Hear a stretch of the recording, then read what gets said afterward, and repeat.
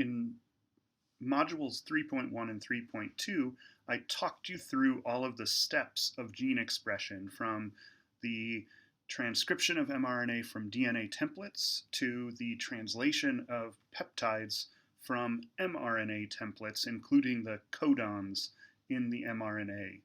In module 3.3, I will talk to you first about mutations and how they affect gene expression. And in particular, we'll go through the different types of mutations and the different types of effects those mutations can have on gene expression. So let's start just with an overview of what we're talking about and then get into an example, which is sickle cell disease. All right, so returning now to the central dogma, just reminding you that what we're looking at here is the transcription of RNA from DNA leads to the translation of peptides from RNA. And that can also be seen in figure 17.5 of your textbook, where you have a DNA template strand that is transcribed into mRNA that includes codons. Not shown here is the RNA processing that needs to take place before the third step, translation, can occur. And in that case, the ribosome reads the mRNA one codon at a time and creates a string of amino acids in a peptide. Now let's take a look at this example, and we are looking here at an example of a mutation that has an actual effect on the cell. So this is a single nucleotide substitution, and that's shown up at the top. So the top row shows a DNA strand, and let's focus on the template that has 3' at the left side. So the template in a normal cell at this portion of the DNA has 3 nucleotides, a C, a T, and a C. In the mutant form of this DNA, you can see that the T in that triplet has been replaced with an A. That is then going to carry on. So when this DNA in the mutant is transcribed, you can see that the mutant mRNA now has a substitution as well. And one of the codons within this mRNA has been changed. So it's gone from a GAG to a GUG. That, in this case, has an impact on the resulting peptide sequence. So what we're looking at here is actually the beta globin protein, or the beta globin peptide. And you could see in the normal peptide, we have a glutamate at this position. But in the mutant form, there's now a valine in this position. So there's a single amino acid changed. And at the bottom, this is the result.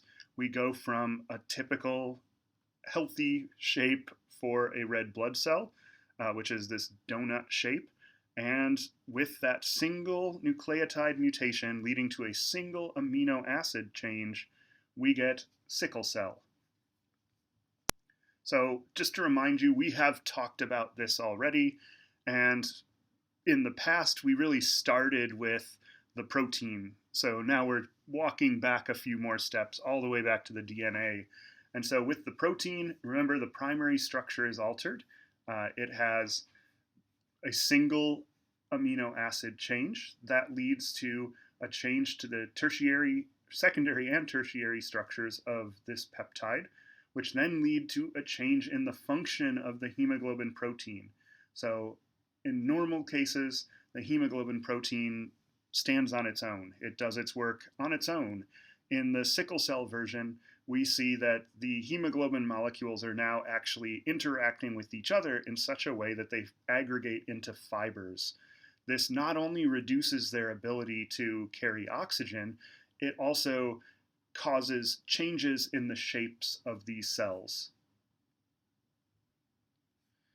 So what does this sickle cell disease look like?